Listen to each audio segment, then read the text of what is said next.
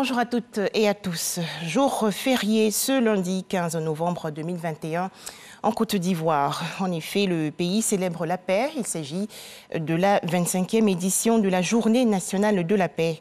La célébration officielle a lieu à Yamoussoukro, dans la région centre du pays.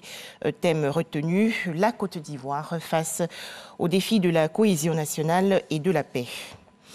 Toujours en Côte d'Ivoire, des prières dites hier à la basilique Notre-Dame de la Paix de Yamoussoukro. Les chrétiens catholiques ont prié pour la paix dans tout le pays. Une messe en présence du Premier ministre Patrick Hachi. Dans son homélie, l'administrateur apostolique du diocèse de Yamoussoukro, Monseigneur Alexis Touabli, a invité toutes les Ivoiriennes et tous les Ivoiriens à être des artisans de paix.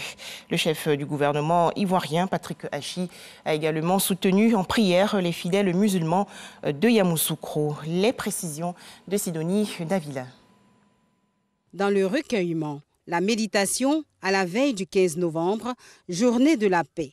Les fidèles chrétiens implorent la miséricorde de Dieu pour que règne la paix en Côte d'Ivoire.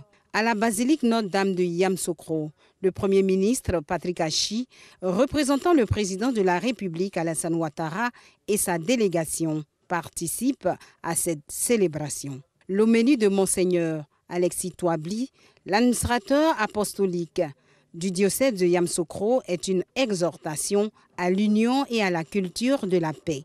La vocation de la Côte d'Ivoire est d'être un pays de paix. Car la paix fait partie de notre culture. La violence n'est pas en nous. Et nous devons tous prendre le chemin de la paix. Mais une paix qui repose sur la justice. En effet, la paix repose sur la justice. Ce qui revient à dire que sans justice, il n'y a pas de paix véritable. La paix est l'œuvre et le fruit de la justice. Un message en accord avec celui du pape, relayé par le nonce apostolique.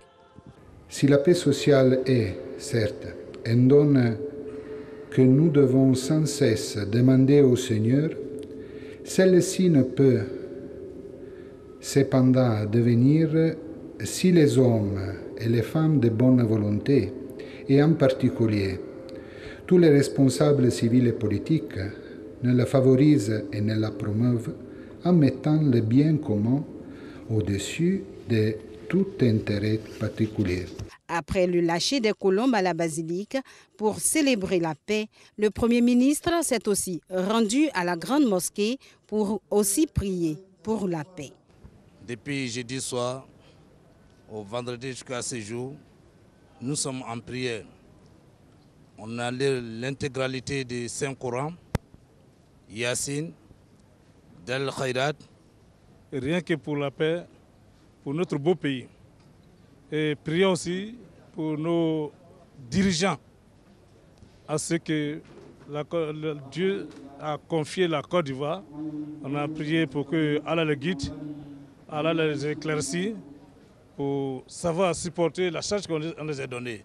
Dans la cité de la paix, Yamoussoukro, à l'église comme à la mosquée, les prières s'intensifient pour une Côte d'Ivoire unie, une cohésion nationale. En image, la situation au Burkina Faso. Au moins 19 gendarmes et un civil sont morts hier dans une attaque armée à Inata, dans la région nord du pays. Les autorités burkinabées ont annoncé être à la recherche de rescapés et des assaillants dans cette zone où le Burkina Faso combat des militants islamistes. L'Union européenne va-t-elle prendre des sanctions contre le Mali? La France, en tout cas, plaide aujourd'hui à Bruxelles, en Belgique, pour l'adoption de sanctions européennes contre la junte au pouvoir au Mali, dans la foulée de celles annoncées par la Communauté économique des États de l'Afrique de l'Ouest, la CEDEAO. Enfin, en Libye, le fils Kadhafi, Saïf al-Islam, candidat à la présidentielle du 24 décembre prochain. Le fils de l'ancien dirigeant Mouammar Kadhafi a en effet déposé hier sa candidature. Cette candidature du deuxième fils de Mouammar Kadhafi, faut-il le préciser, n'est pas une surprise, tant Saïf al-Islam avait déjà fait part de ses intentions. Voilà, c'est la fin de ce flash d'information. Rendez-vous à 13h dans le cadre du journal.